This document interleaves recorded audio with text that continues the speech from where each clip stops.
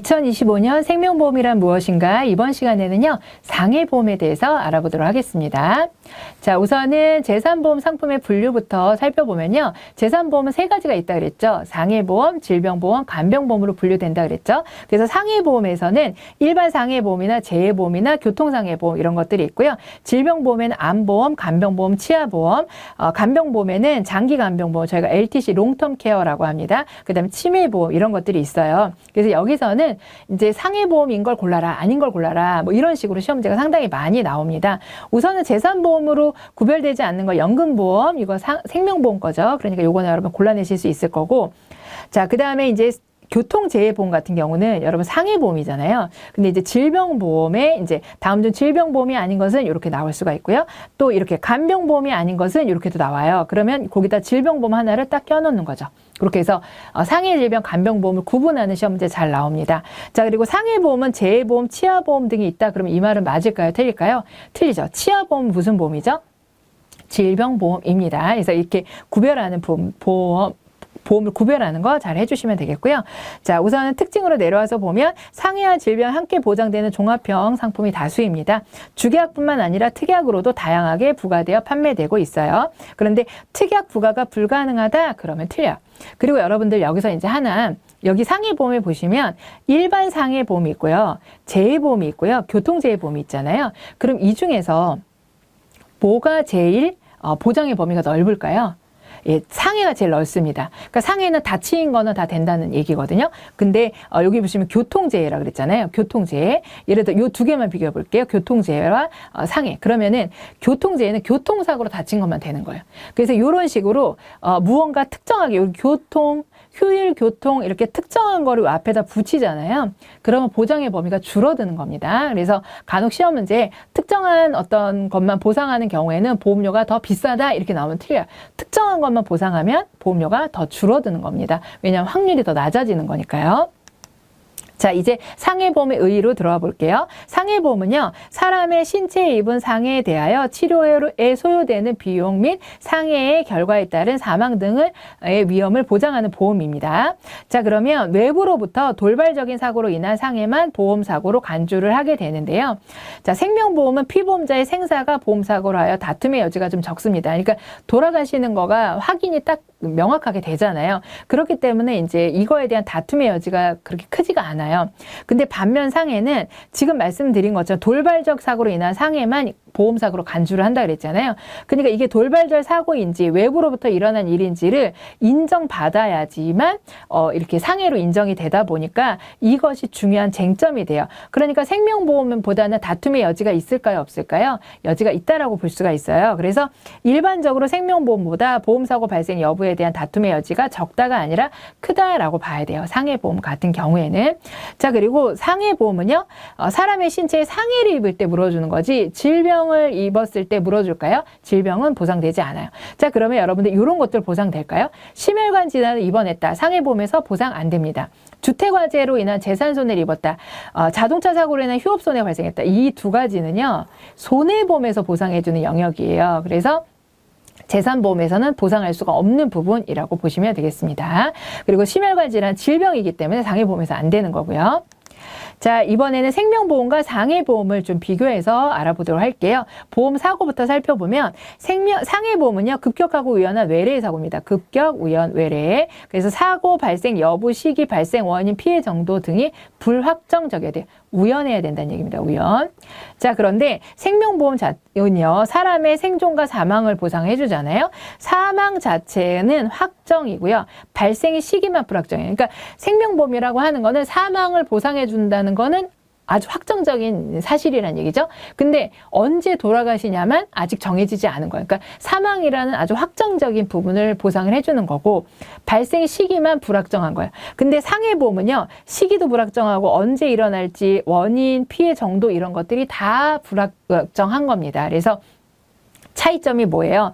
생명보험은 사망 자체는 확정, 그 다음에 시기만 불확정. 근데 시험 문제는 어떻게 나오냐면 여기 보시면 상해보험의 보험사고의 발생 여부는 확정적이나 발생 시기만이 불확정적이다. 그러면 요거는 틀립니다. 이건 생명보험에 대한 설명이에요. 자, 그래서 생명보험은 시기만 불확정이고 나머지는 확정이고 손해보험은 대부분이 다 불확정이다. 이렇게 여러분들이 이해하시면 될 것 같아요. 자, 그 다음에 보험급여는 생명보험 같은 경우는 정액의 보장이 가능하고요. 상해보험 같은 정액보장, 실손보상 모두 가능하고 생명보험은 어때요? 정액보상 가능하죠. 자, 이번에 상해사고 요건으로 들어가 보도록 하겠습니다. 상해보험의 보험사고는요, 급격, 우연, 외래 아주 자주 나오죠. 이거는 이제 시험 문제에 잘 나오는 부분이고 상해의 아주 중요한 요건이기 때문에 그렇습니다. 여기서 중요한 건 이 세 가지 요건 동시 충족해야 돼요. 하나라도 빠지면 안 됩니다. 세 가지 요건이 동시 충족해야 되고요. 이 사고 발생과 이 신체 상해 사이에 인과관계가 있어야 돼요.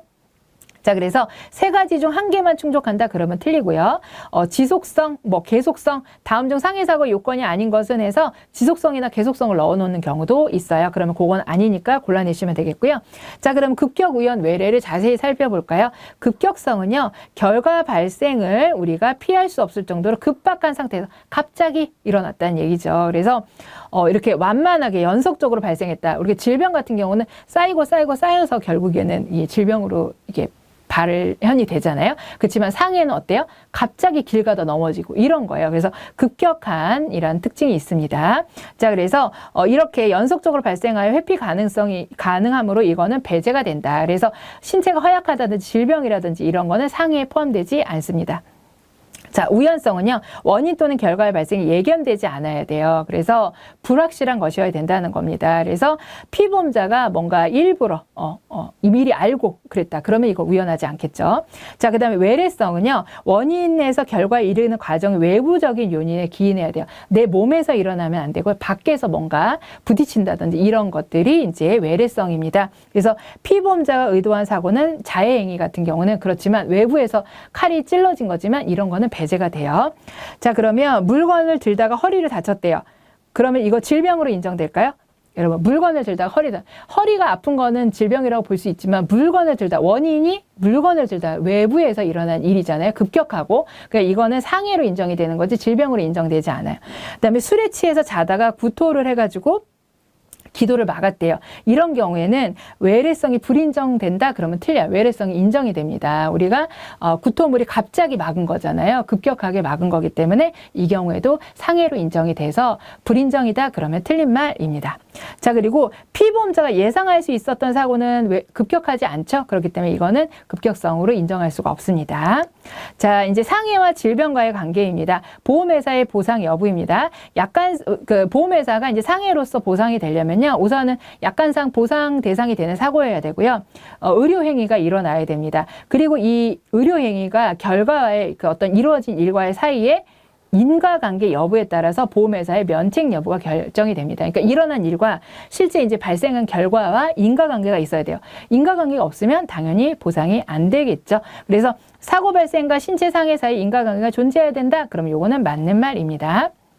그러면 상해의 결과로서 발병된 질병 보상할까요, 안 할까요? 인과관계가 이 사고가 상해 때문에 발생된 거잖아요. 결과가. 그렇기 때문에 이거는 보상이 됩니다. 그렇지만 질병이 원인이 된 거는 이거는 상해하고의 인과관계가 없는 거죠. 그러니까 이거는 보상에서 제외가 된다라고 보시면 돼요.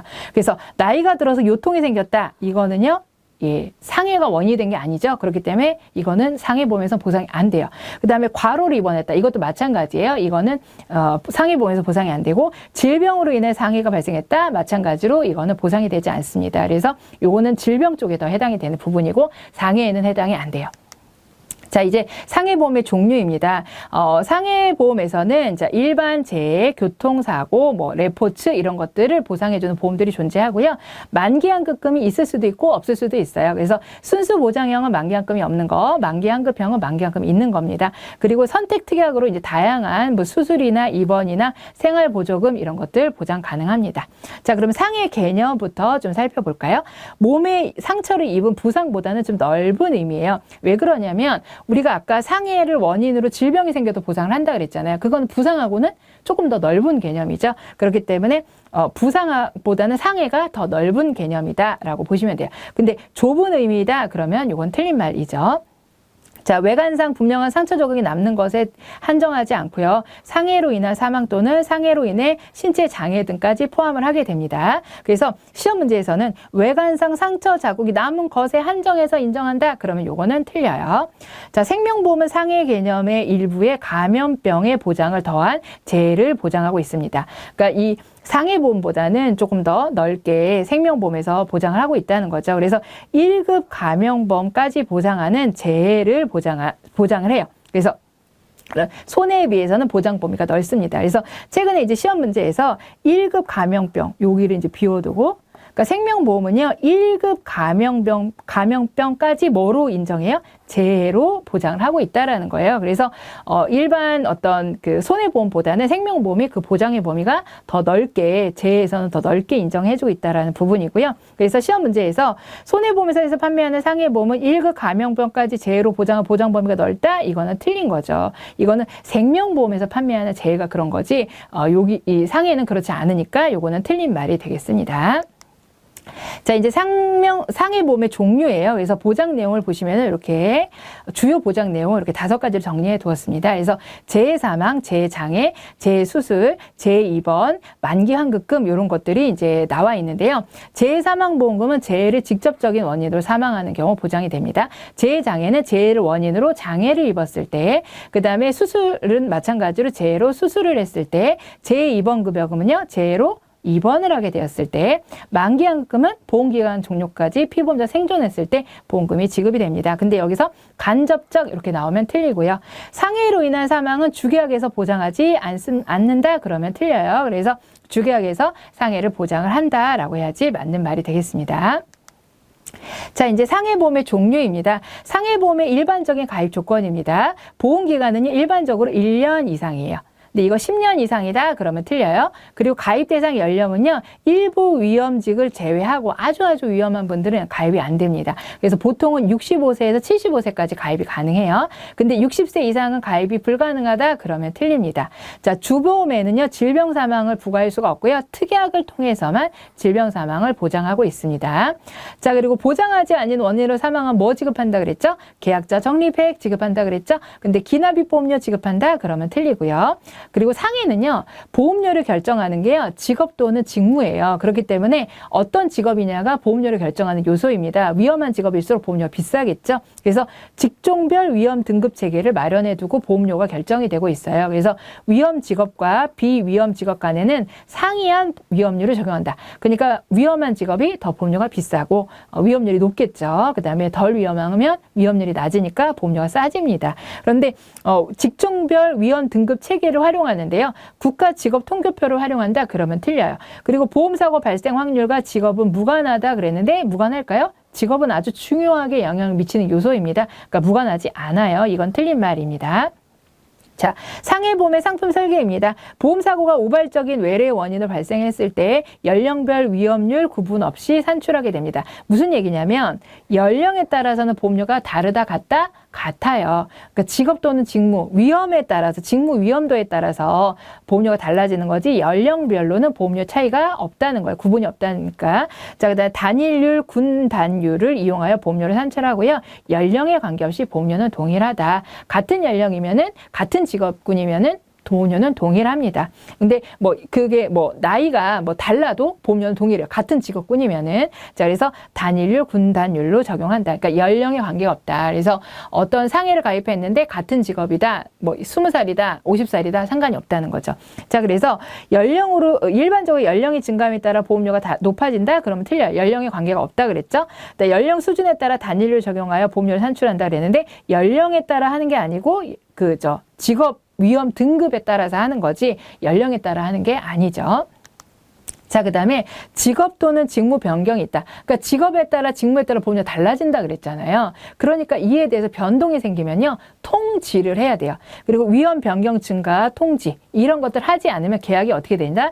해지될 수 있어요. 그래서 이 부분이 상해보험에서 아주 중요합니다. 그래서 통지 의무, 직업이나 직업 위험에 따라서 보험료가 달라지기 때문에 통지를 하지 않으면 계약이 어떻게 될 수 있다? 해지가 될 수 있다예요. 그래서 이 부분은요, 피보험자의 직업 또는 직무 직무 변경하게 되면 통지 의무를 규정하고 있는 건 상법입니다. 상법. 근데 여기에서 보험업법에서는 피보험자 직무 변경이 있을 때 뭐 이렇게 나오면 틀려요. 그리고 여러분, 누가 직업이 변경돼야 돼요? 피보험자의 직업이 변경돼야 통지 의무가 적용이 되는 거지, 계약자의 직업이 변경됐다, 이거는 해당하지 않습니다. 그래서 이렇게 위험 변경 증가 통지를 하지 않게 되었거나 통지를 했는데 너무 위험한 직업이다 그러면은 계약이 해지될 수 있어요. 근데 무효된다 그러면 틀립니다. 자, 그래서 피보험자의 직업이 변경되면 보험료와 보장 범위가 달라질 수 있습니다. 그래서 위험한 직업 또는 직무를 변경하게 되면 사고 발생 위험 증가로 보험료가 인상이 되고요. 반대로 이제 덜 위험한 직업을 바뀌어지면 보험료도 이제 내려갈 수 있습니다. 그래서 위험 등급은요, 5등급으로 구분하고 등급에 따라 다시 또 3단계로 위험을 차등 적용하고 있어요. 그런데 요거를 뭐 5등급인데 3등급이나 9등급으로 하면 틀리고요. 3단계인데 5단계로 하면 틀립니다. 자, 그 다음에 위험한 직업 또는 직무를 변경하게 되면 지체 없이, 여러분 요거 지체 없이 이렇게 해놔요. 이거 자주 나오거든요. 뭐 며칠 있다, 뭐 7일 있다 뭐 해야 된다 이러면 틀려요. 지체 없이 보험회사에 알려야 합니다. 만약에 통지 의무를 불이행하게 되면요, 보험금을 지급 못 받을 수도 있어요. 자, 그래서 사고 발생 시 변경된 직업 급수에 비례하여 보험금을 지급을 제한할 수도 있고요. 지급을 안 할 수도 있습니다. 그래서 통지 의무 위반 사실을 안 날로부터 보험회사는 1개월 이내에 보험료를 더 내라. 그러니까 너무 위험한 직업으로 바뀌었어요. 그러면은 통지를 받았어요. 그럼 1개월 이내 보험료 더 내세요 할 수 있고요. 그러나 너무 위험하면 어떻게도 할 수 있다? 계약을 해지할 수도 있습니다. 해지할 때는 당연히 해약환급금 지급하겠죠? 그런데 언제든지 뭐 해지 가능하다? 그러면 틀립니다. 그러니까 1개월이 우리가 이제 통지 의무 위반하면요, 1개월 이내 계약을 해지할 수 있거든요. 그러니까 여기는 1개월 이내 증액을 할 수 있다 그랬잖아요. 근데 너무 위험하면 어떻게 한다 그래서 1개월 이내 계약을 해지할 수 있다 그랬잖아요. 근데 언제든지 해지 가능하다 그러면 이게 틀린 거죠. 그래서 1개월 이내에 증액을 하거나 해지 요청을 할 수 있는 거지, 언제든지 1개월 지나도 해지를 할 수 있는 것은 아니라는 거죠. 그 다음에 변경 사실은 반드시 보험회사에게 통지해야 되고요. 설계사에게만 알려준 건 효력이 없습니다.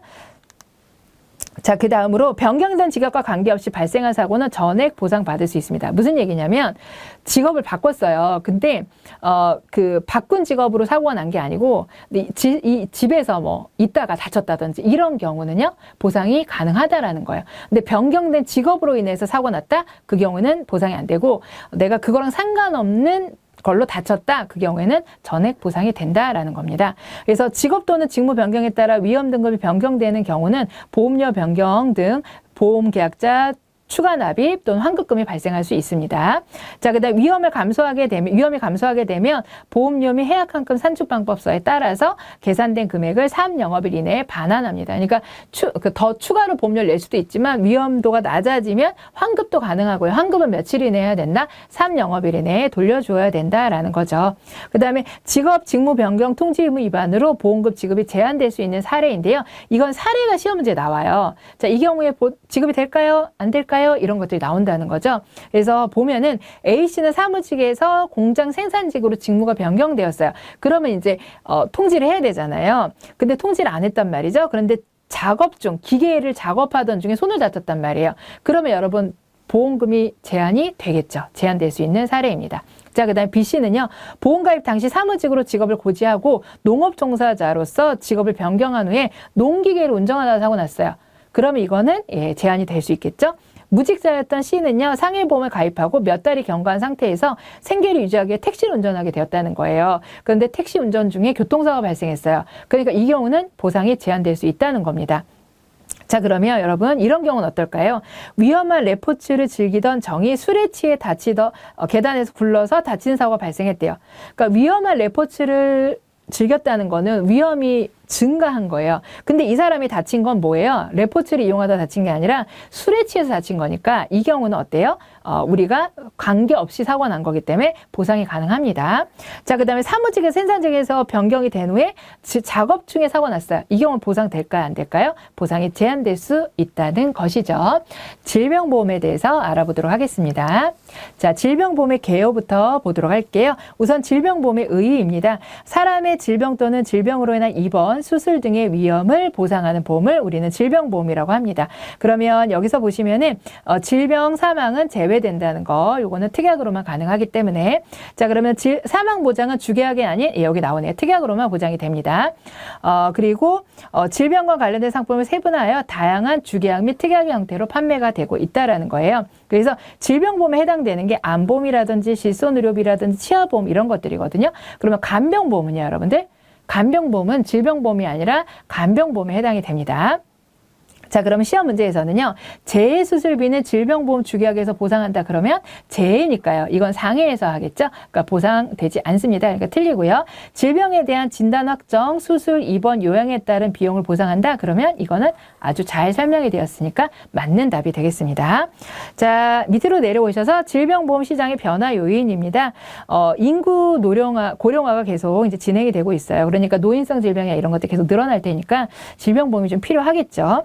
자, 그다음 질병 형태의 변화입니다. 생활 양식의 변화로 서구화된 음식을 많이 먹다 보니까 이런 질병도 많이 증가하니까 의료비도 증가하고 있는 추세예요. 그러니까 질병보험 필요하다는 얘기고요. 그다음에 상품 개발 트렌드를 보면 앞에 이런 트렌드에 반영을 해서 종신보험 시장, 과거에는 종신보험 시장이 이제 많이 자리를 잡았다면 최근에는 질병 중심의 재산보험 시장으로 전환이 되고 있다라는 게 포인트입니다. 근데 시험 문제에서 질병보험 시장에서 종신보험 시장으로 전환되고 있다 그러면 틀려요. 두 개의 서로가 자리가 바뀐 거죠.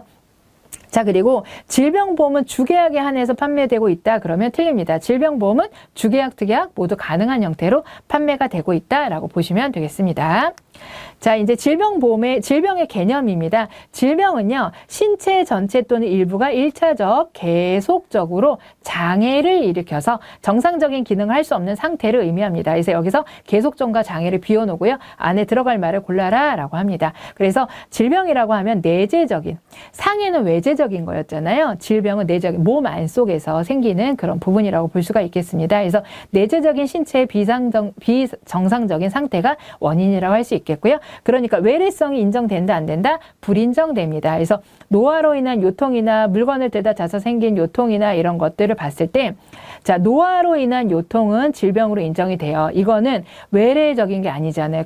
천천히 지속된 거니까 이거는 질병으로 인정이 되지만, 물건을 다쳐서 들다가 다친 요통은 같은 요통이라도 이거는 물건을 든 건 급격한 거잖아요. 그러니까 이건 상해로 인정이 돼요. 그래서 외래성이 인정되지 불인정된다는 건 이런 경우만 질병으로 인정된다는 의미입니다.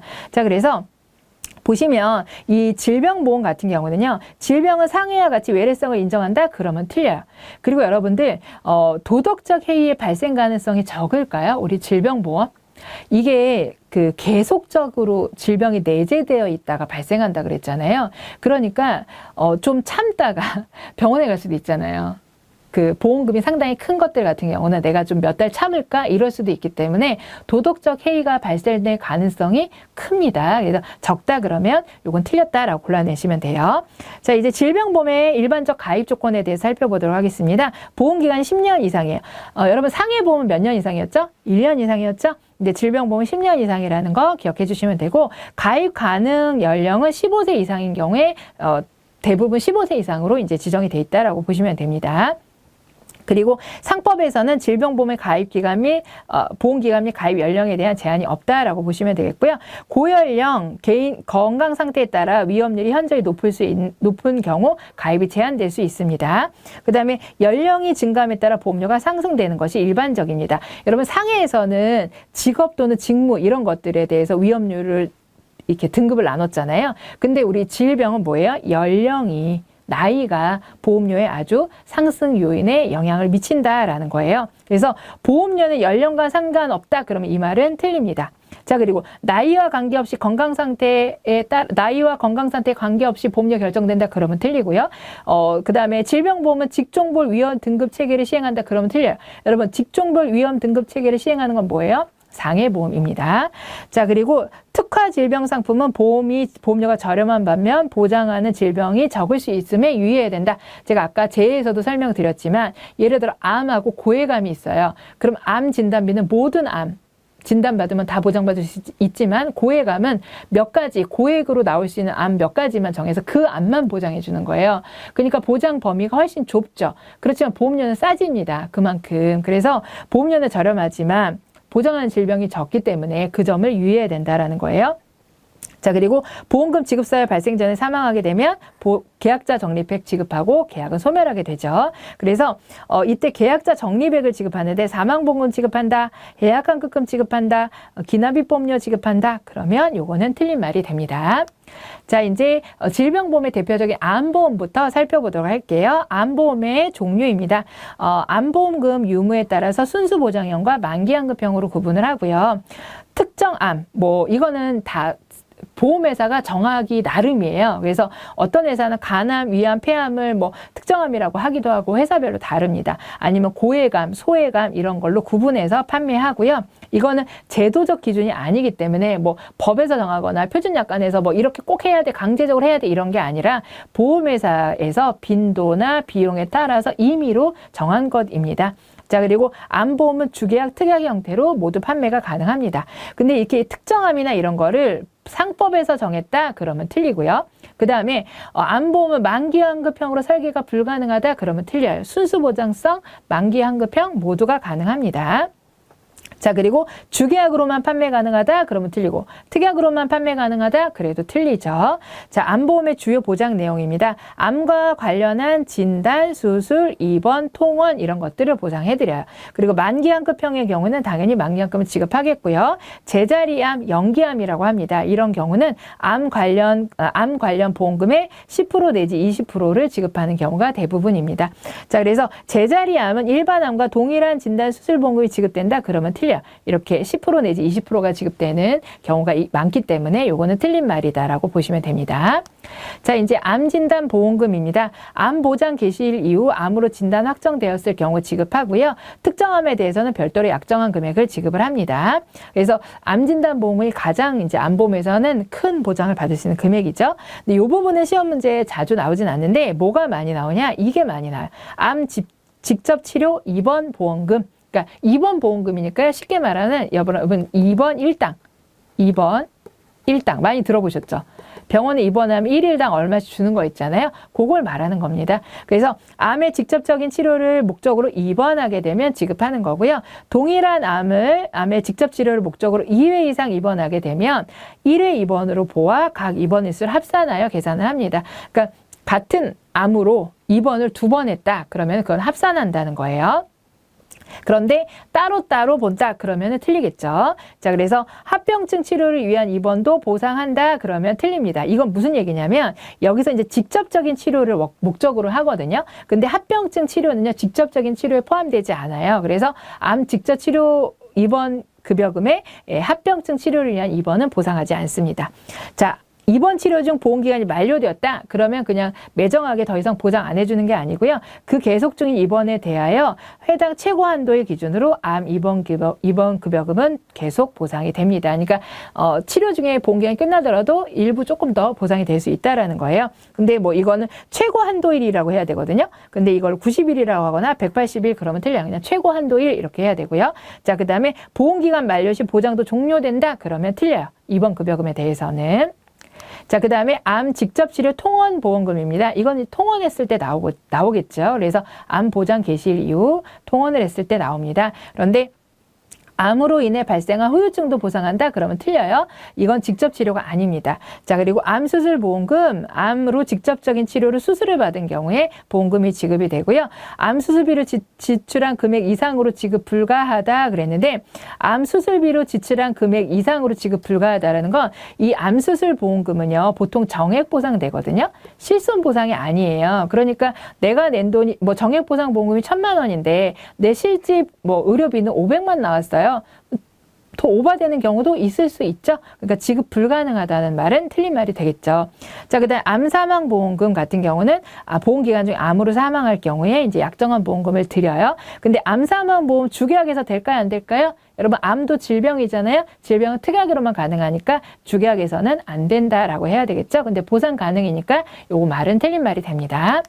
자, 이제 암 표준 약관상 암 직접 치료의 범위에 대해서 좀 살펴보도록 할게요. 앞에서 다 직접적인 치료가 된다고 했죠. 그래서 직접 치료라고 하는 거는요, 암 제거하거나 암을 증식을 억제를 하는 치료로서 의학적으로 그 안전성과 유효성이 입증되어 임상적으로 통용되는 치료로서 보건복지부 산하 신의료기술평가위원회가 인정한 치료입니다. 그러니까 인정된, 이렇게 보건복지부나 이런 데서 암의 치료에 도움이 된다고 해서 인정된 치료만 암 직접 치료의 범위에 포함이 된다라는 거예요. 그래서 이런 것들이 포함되는 게 이런 것들이에요. 암 방사선 치료, 항암 치료, 그다음 암 제거 증식 억제술, 복합 치료 이런 것들이 인정이 됩니다. 그러면 어떤 경우가 이제 포함되지 않느냐? 식이요법이라든지 명상요법 이렇게 의학적으로 안전성과 유효성이 입증되지 않았다 그러면은 이런 것들은 인정이 안 돼요. 그래서 면역력 강화 치료 이런 것들은 인정 안 되고요. 암이나 암 치료로 인하여 발생한 후유증. 그래서 앞에서 후유증 계속 나왔죠. 합병증 이런 거는 직접적인 치료로 인정하지 않습니다. 그래서 의학적으로 입증된 면역치료, 필수 불가결한 후유증 또는 합병증 치료, 법률로 정한 말기암 환자의 치료 등은 직접 치료로 간주해요. 그러니까 이런 것들은 안 되는데 여기서 의학적으로 입증된 경우라고 하면 이런 경우 일부 이제 직접적인 치료로 인정되는 경우도 있다라는 거예요. 자, 그러면 암으로 인해서 발생한 합병증 치료 인정되나요? 안 되죠? 근데 해당된다 그랬기 때문에 틀린 거고요. 법률로 정한 말기암 환자에 대한 치료비는 암 직접 치료비에 해당이 안 됨이 아니라 요거는 된다 그래야 되죠? 그래서 이렇게 보시면 되겠습니다. 자, 암보험의 일반적인 가입 조건입니다. 보험기간 10년 이상이고요. 가입 연령은 15세 이상, 그리고 이제 고연령자는 가입이 제한될 수 있습니다. 근데 뭐 20세 이상이다, 연령에 상관없이 가능하다 그러면 틀리고요. 연령이 증가함에 따라 보험료가 어떻게 될까요? 크게 증가합니다. 근데 연령에 상관없이 보험료가 동일하다 그러면 틀리고요. 갱신형 상품으로 가입했다 그러면 갱신 시 보험료 변동이 클 수 있음을 정확하게 안내해야 합니다. 그리고 암보험은요, 도덕적 해이 발생 가능성이 높아요. 암 진단비가 워낙 몇 천만 원, 뭐 억대까지도 이렇게 크게 보상을 해드리다 보니까 좀 이제 기다렸다가 뭐 진단을 받는다든지 이런 도덕적 해이가 발생할 가능성이 높기 때문에 일반적으로는 일정 기간, 보통은 이제 90일이거든요.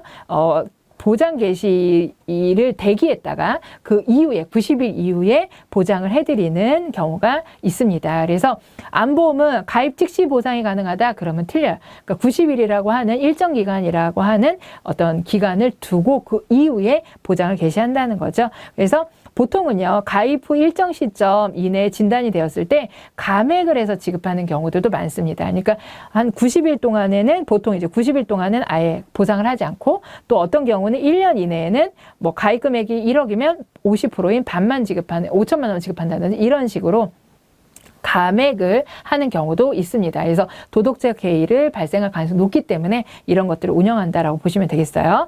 자, 암보험은 도덕적 해이 발생 가능성이 낮다 그러면 틀려요. 암보험은 위험률 변동 제도가 적용된다 그러면 틀립니다. 여러분 위험률 변동 제도는요, 간병보험에서 배우실 거거든요. 요거는 간병보험에서 적용되는 거예요. 그리고 상법에 따라 보험기간 및 보험 가입 연령 제한이 있다 그랬는데 상법이 아니라, 그러니까 보험회사가 정한 기준에 따라서 이렇게 정해지는 거지 법에 몇 살이 된다 이렇게 나와 있지는 않습니다. 자, 이제 실손의료보험으로 넘어가 보도록 할게요. 실손의료보험은요, 민영의료보험이라고 불리기도 하고 의료시비보험이라고 불리기도 해요. 그래서 질병이나 상해로 입원, 통원 치료를 하게 됐을 때 실제 부담한 의료비의 일부를 보상해드려요. 과거에는 이제 전부를 보상했던 시절도 있지만 지금은 뭐 70% 내지 80% 이렇게 보상을 해드리고 있거든요. 그리고 2018년 4월 1일부터는 단독형 상품으로만 판매되고 있어요. 과거에는 뭐 종신보험을 가입하거나 이랬을 때, 질병보험을 가입할 때 특약으로 넣어서 가입을 했었어요. 실손의료보험을. 근데 이제는 단독형, 실손의료보험이라고 하는 단독 상품으로 판매가 되고 있습니다. 자, 그래서 이거 2018년, 2010년이라고 하면 틀리고요. 상해 질병 등의 특약으로 부과되어 판매 가능하다 그러면 틀려요. 단독 상품으로 판매가 되고 있어요. 자, 그리고 가입 연령에 상관없이 납입하는 보험료는 동일하다 이러면 틀립니다. 실손의료보험도요, 질병이나 상해를 보상하는데 질병이 포함되어 있잖아요. 그러니까 나이에 따라 보험료가 달라져요. 그리고 가입자가 부담한 실손의료비 전액을 보상한다? 예, 일부를 보상한다고 했죠. 그래서 이런 말은 틀린 말이 됩니다. 자, 그러면 실손의료비 보장 영역은 어떻게 될까요? 국민건강보험 급여 항목 중 본인 부담에 플러스 비급여 항목의 합계액을 보상해 드립니다. 근데 여기 의료급여법에서 정한 급여 항목 이러면 틀려요. 국민건강보험에서 정한 이래야 됩니다. 동일인이 다수의 실손의료보험에 가입되더라도 상법의 실손보상 원칙에 따라서 보험사고 발생 시 각 상품별로 보상 책임에 따라서 비례 보상합니다. 여기도 마찬가지 상법이에요. 의료법 아닙니다. 자, 그리고 가입 시 실손의료보험 계약 유무를 확인하여 가입하는 것이 필요하다. 그래서 우리가 중복 가입을 확인한다는 거죠. 자, 그래서 비례보상 대상은 재산보험 상품 중 실손보상 급부가 있는 계약에 한정합니다. 그러니까 정액 보상되는 것도 이렇게 한다는 건 아니고 실손보상되는 실손의료비 같은 경우만 한정해서 이렇게 비례보상을 하는 거예요. 여러 개 가입하면 비례보상하는 거는. 그래서 정액보상 상품은요, 비례보상 대상에서 제외가 돼요. 자, 그래서 뭐 정액보상 상품도 뭐 비례보상한다 그러면 틀린 말이겠죠. 자, 그리고 우리가 이게 비례보상한다는 거는요, 보상 책임액에 대해서 비례보상하는 거거든요. 근데 납입보험료에 비례해서 보상한다 그러면 그거는 틀린 말입니다. 그래서 A회사가 1,000만 원, B회사 1,000만 원 이렇게 보상 책임액이 있으면 그 보상 책임액이 A회사가 1,000인데 B회사 2,000이에요. 그러면 B회사가 1,000만 원 더 높잖아요. 그럼 보상도 더 많이 해줘야 돼요. 그래서 이 보상 책임액 따라 결정되는 거지 내가 보험료를 얼마 내냐에 따라서 비례보상하는 것은 아니다라고 보시면 되겠고요. 그 다음에 일부 비급여 항목은 주계약에서 보장한다? 그러면 틀려. 여러분들 이제 뒤에서 배우겠지만 우리가 실손의료비는요. 급여 부분이 주계약이고요. 비급여가 특약이에요. 그래서 주계약에서는 비급여 부분을 보장하지 않습니다. 자, 이제 실손의료보험에 좀 전에 우리가 비례보상한다는 부분이 있잖아요. 그래서 보상 책임액에 따라서 비례보상한다라는 부분이 있었죠. 그래서 이거를 계산 문제로 시험 문제가 나와요. 그래서 이렇게 사례를 한번 보도록 할게요. 첫 번째 사례는 이분이 이제 의료비가 3,000만 원이 발생을 했습니다. 근데 A회사에 B회사에 들었는데 각각 A회사, B회사가 얼마를 물어줘야 될지를 보면은 이 보상 한도는 보지 않으셔도 돼요. 뭐만 보시면 돼요? 보상 책임액을 보시면 돼요. 그래서 A회사는 1,000만 원 보상 책임액, B회사는 3,000만 원이에요. 그럼 의료비 중에 이 두 개를 더하면 4,000이잖아요. 4,000만 원, 그냥 쉽게 그냥 4라고 할게요. 4분의 1은 A회사 책임져야 되고 4분의 3은 B회사가 책임져야 된다는 거예요. 3,000만 원에 대해서. 그러면 3,000만 원 곱하기 4분의 1, 750만 원은 A회사가, 3,000만 원에 3분의 4인 2,250은 B회사가 책임을 져야 된다는 거죠. 실제 이제 이 두 번째 사례는 시험 문제로 잘 나오고 있는데요. 입원 치료비가 1,000만 원 발생했습니다. A회사의 보상 책임 1,000이고요. B회사의 보상 책임 1,000이에요. 그러면 2분의 1, 2분의 1이잖아요. 50%씩 물어주면 된다는 거예요. 그러면 1,000만 원에 50%씩이니까 A회사에도 500, B회사에서도 500. 그래서 총 얼마를 보상받냐? 그러면 1,000만 원이고요. A회사가 보상받을 게 얼마냐? 그럼 500만 원이에요. 이런 식으로 이제 골라내시면 되겠습니다. 자, 이제 실손의료보험 현황입니다. 이 부분 여러분들 그냥 쭉 읽어보시면 되거든요. 그래서 이제 손해보험사가 처음 실손의료보험을 팔기 시작했어요. 그래서 63년에 손해보험사가 생명보험사가 먼저 팔았다? 그러면 틀려요. 그래서 생명보험사가 실손의료보험 처음 도입하였다? 그러면 틀립니다. 나머지 이제 생명보험사 부분을 여러분들 읽어보시면 되겠습니다. 자, 그리고 실손의료보험의 상품 구조 개선인데요.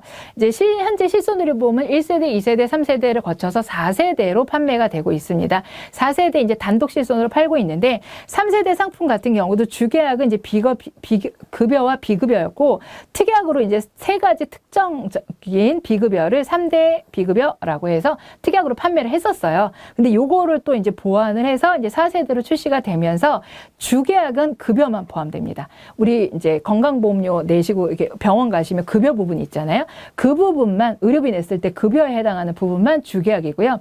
비급여 부분은 다 특약에서 보상을 해드리고 있어요. 그래서 비급여 부분에 해당되는 것이 뭐 도수치료라든지 뭐 주사치료, 자기공명진단 이런 것들 포함해서 이제 특약에서 보상을 하고 있고 일부 비급여 항목에 대한 별도 횟수를 제한해서 그러니까 예전에는 그 횟수 한도 제한이 없이 하다 보니까 막 이제 보상 청구가 이제 과대하게 일어나는 경우가 발생하다 보니까 그런 부분들을 좀 변경해가지고 4세대로 출시가 되었다라고 보시면 되겠고요. 일부 비급여 항목은 주계약에서 보장한다. 그러면 이 말은 틀리다는 거죠. 비급여 뭐예요? 다 특약입니다. 자, 그렇다 그러면 어떤 내용들을 보장하는지 좀 살펴볼게요. 주계약은 급여라 그랬죠? 특약은 비급여로 구성이 되고 있고요. 상해 질병에 따른 연간 보장 한도는 입원 5천만 원, 통원 5천만 원 해서 합산하면 1억입니다. 그래서 실제 지출한 의료비의 일부를 보상한다, 전부 보상한다 그러면 틀리고요. 뭐 3천만 원 보장한다 이러면 틀려요. 통원 같은 경우 회당 20만 원입니다. 입통원 합산 20만 원이고요. 이거를 30만 원이다, 50만 원이다 이렇게 나오면 틀립니다. 자, 그래서 과잉 진료를 방지하기 위해서 실제 지출한 의료비의 일부를 본인 부담하도록 하고 있습니다. 그래서 자기부담금의 비율은 주계약은 20%, 특약은 30%에 대해서 자기부담금을 주고 있어요. 그래서 전액 보상받는다는 건 틀렸다라고 앞서서 말씀드렸죠. 그 다음에 특약 같은 경우에 이제 비급여가 특약이죠. 특약의 보험료의 경우는 가입자가 보험료 부담의 형평성 문제를 해소하기 위해서 비급여 의료 이용량과 연계해서 보험료를 차등하고 있어요. 과거의 상품은요, 실손의료비에서 보험금을 아무리 많이 받더라도요, 보험료가 오르지 않았었거든요. 근데 이제는 비급여를 많이 보상을 받아가시면 비급여 보험료가 오르게 됩니다. 그거를 이제 차등 적용이라고 해요. 근데 이 부분에 있어서 급여가 아니라 비급여입니다. 근데 비급여 의료 이용량에 따라서 이러면 틀린 말이 되는 거고요. 자, 그 다음에 그렇지만 이 차등 적용에 있어서요, 의료 취약 계층까지 차등 적용을 하지는 않아요. 이분들은 이제 어렵잖아요. 그렇기 때문에 그분들 비급여가 많이 나간다고 해서 그분들 보험료를 더 많이 내게 되면 보험가입하기가 어려우실 수 있잖아요. 그래서 취약 계층에 대해서는 제외하고 있어요. 그래서 취약 계층이나 중증 질환 치료를 위해서 보험료 차등의 적용 대상에서 제외하고 있다. 그래서 국민건강보험법상 산정 특례 대상자라든지 장기 요양보험법상 장기 요양 1, 2등급, 그러면 상당히 거의 누워 지내시는 분들이거든요. 이런 분들에 대해서는 제외하고 있다라는 부분입니다. 자, 그래서 다시 한번 여기서 포인트를 정리해드리면 상해 질병에 따라 연간 보장 한도는 1억 원 이내라고 그랬습니다. 그래서 급여에서 최대 5천, 비급여에서 5천까지니까 합산 이제 1억으로 보는 거고요.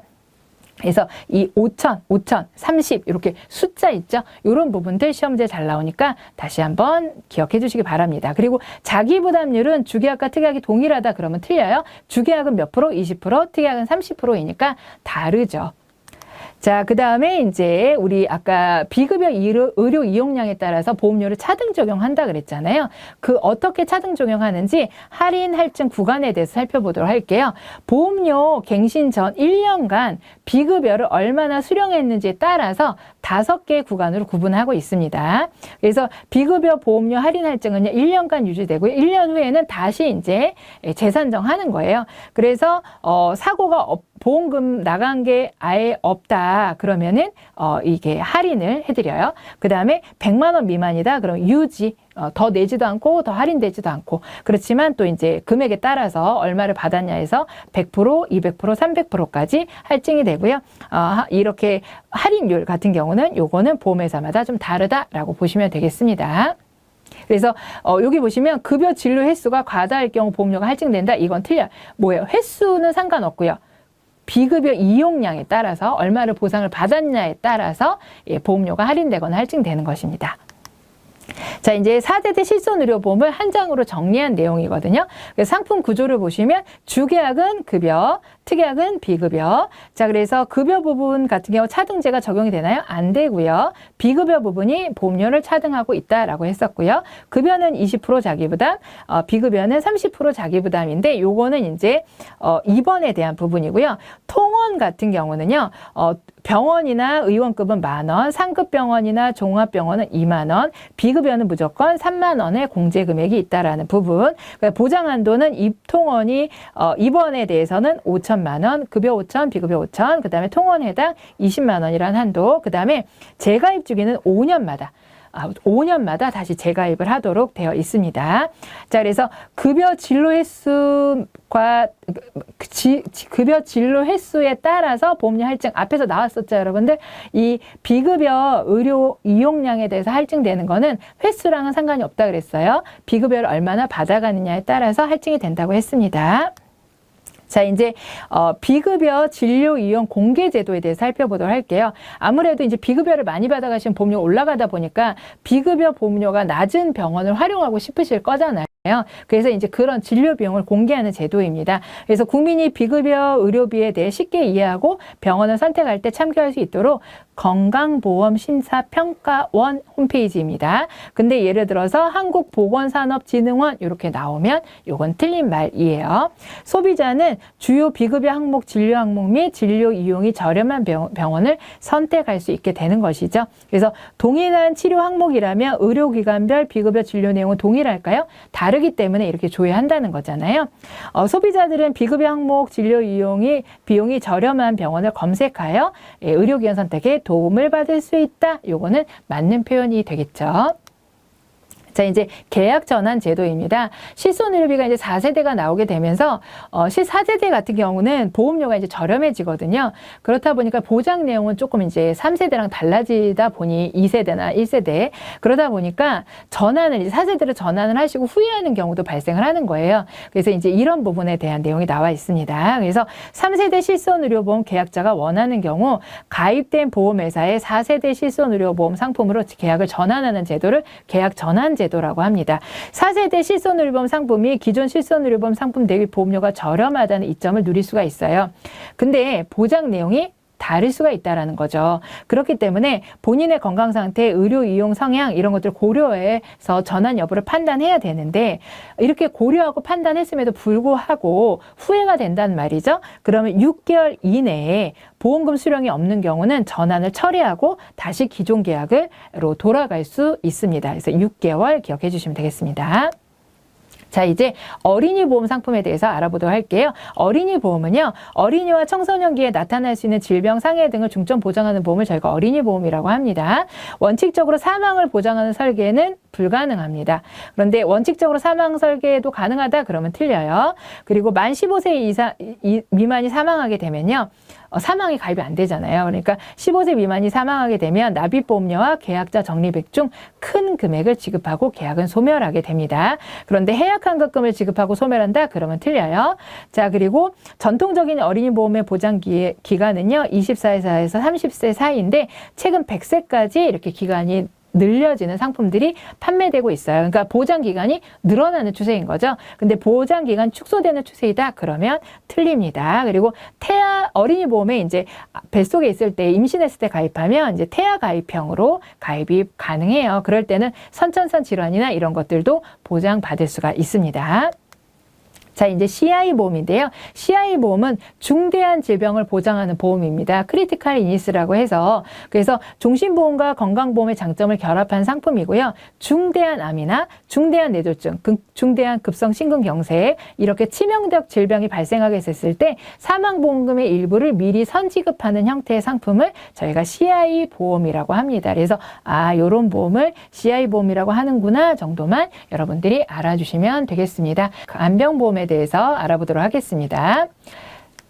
자, 간병보험의 정의부터 살펴보도록 할게요. 자, 보험기간 중 장기 요양 상태가 되거나 치매 등 일상생활에 어려운 경우 간병 자금 및 생활비 등을 지급하는 보험을 저희가 간병보험이라고 합니다. 그래서 장기 요양 상태가 되거나 일상생활 장애 상태가 되거나 중증 치매 상태가 발생했을 때 보장하는 것이 이제 간병보험이라고 할 수 있겠고요. 주로 파킨슨병이나 루게릭병 이런 것들도 보장하는 상품도 출시되어 있습니다. 이 간병보험은요, 재산보험으로 분류되어 있죠. 생명보험 회사와 손해보험사 모두에서 판매가 가능합니다. 그래서 간병보험, LTC 보장특약, 치매보장특약 등 다양한 명칭으로 판매가 되고 있어요. 그래서 주계약으로 가입하거나 다른 상해 질병보험의 선택특약으로도 가입이 가능합니다. 그래서 별도의 간병보험이라는 주계약 상품으로도 가입이 가능하고 상해보험의 특약으로 들어갈 수도 있고 질병보험의 특약으로도 들어갈 수 있다는 거예요.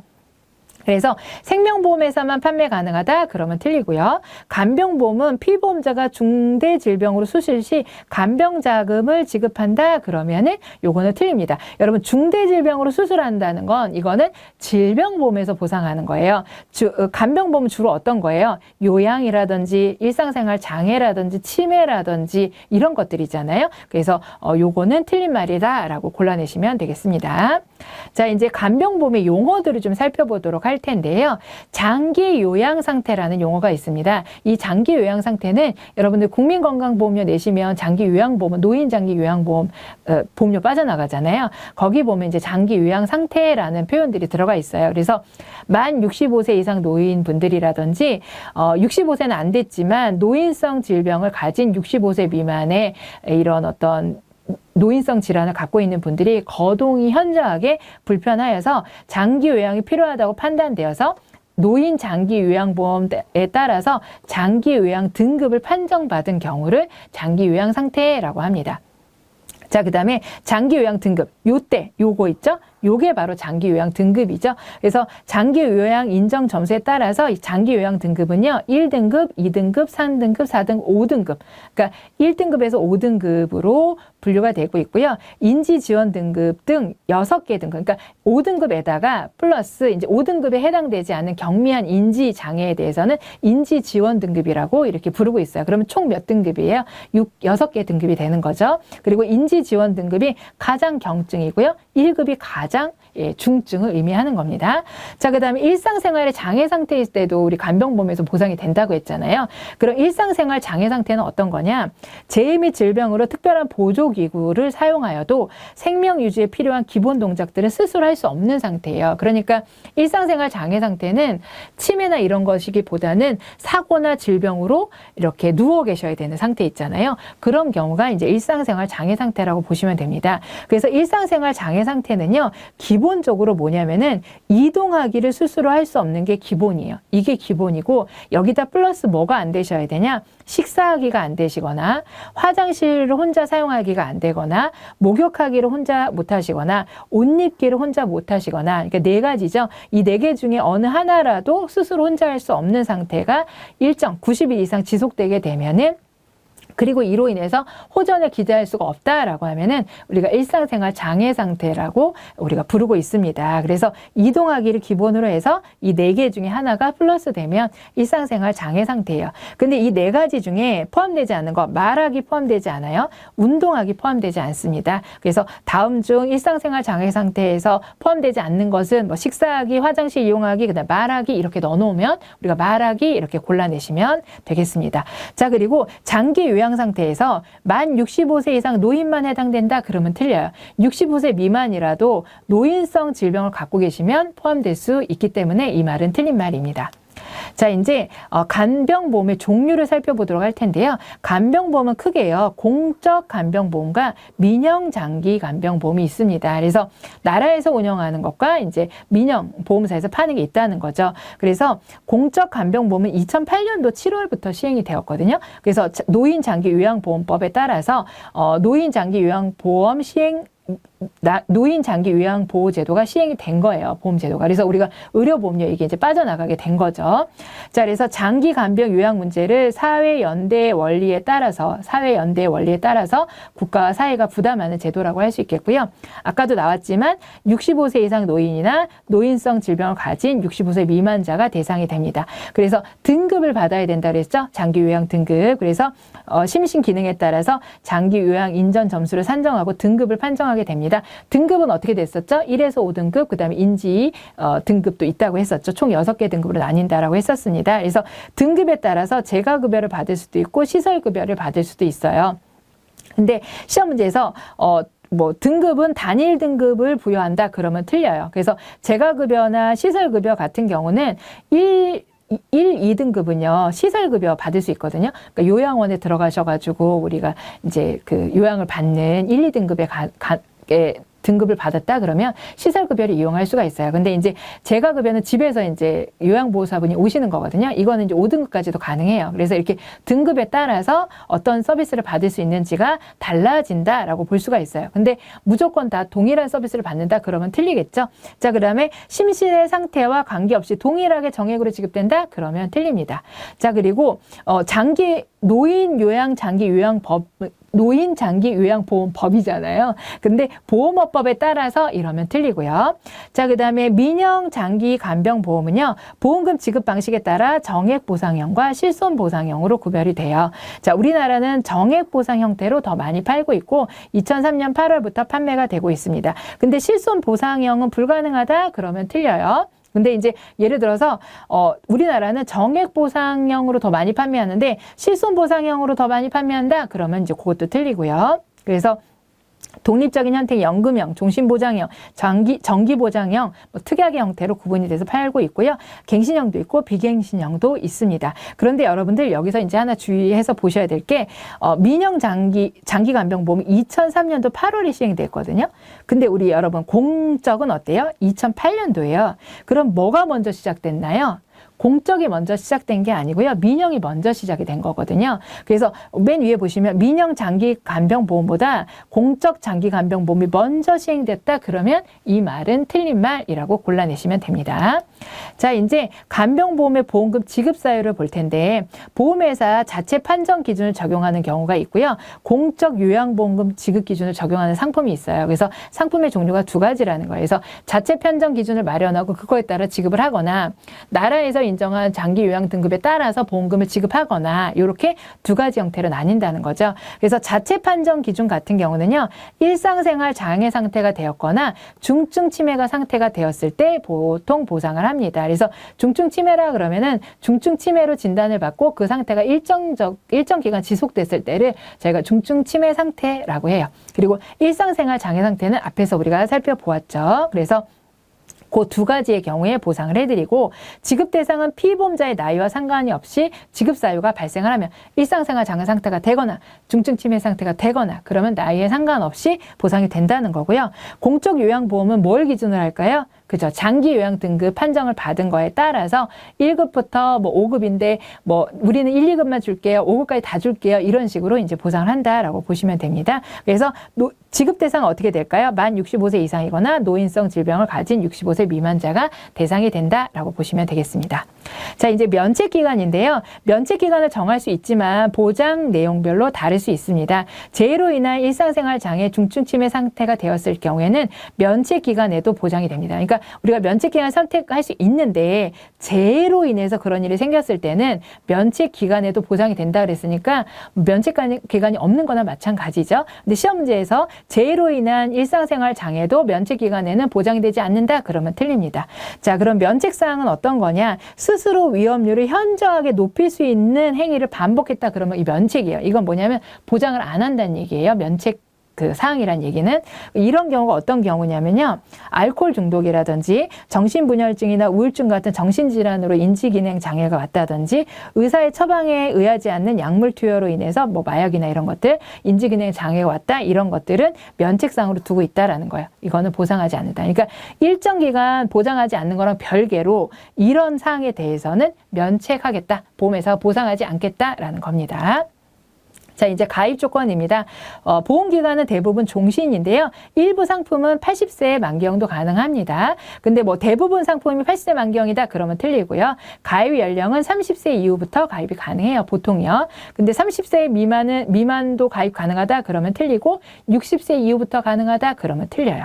자, 그 다음에 수발 필요 상태의 정의에 따라서 보험료 차이가 발생할 수 있고요. 피보험자의 사망이나 간병, 연금 수령 종료 시 계약은 소멸하게 됩니다. 자, 그 다음에 우리나라의 간병보험은 경험 데이터가 충분하지 않기 때문에 위험률 변동 제도를 채택하고 있어요. 그래서 뭐 아주 충분한 통계 데이터가 있다라 그러면 정확하게 얼마 받으면 된다 이렇게 이제 고정적인 보험료를 받을 수가 있지만 아무래도 아직 이게 충분하지가 않습니다. 그래서 보험기간 중간중간에 이런 것들을 이제 변동한다는 건데요. 그래서 시험 문제에서는 경험 데이터가 충분히 확보되어 있다 이렇게 나오면 틀리고요. 위험률 변동 제도를 채택하는데 위험률 고정 제도 채택한다 그러면 틀리고요. 직종별 위험 등급 체계를 적용한다 그러면 틀려요. 여러분 직종별 위험 등급 체계는 이건 상해보험에서 하는 거죠.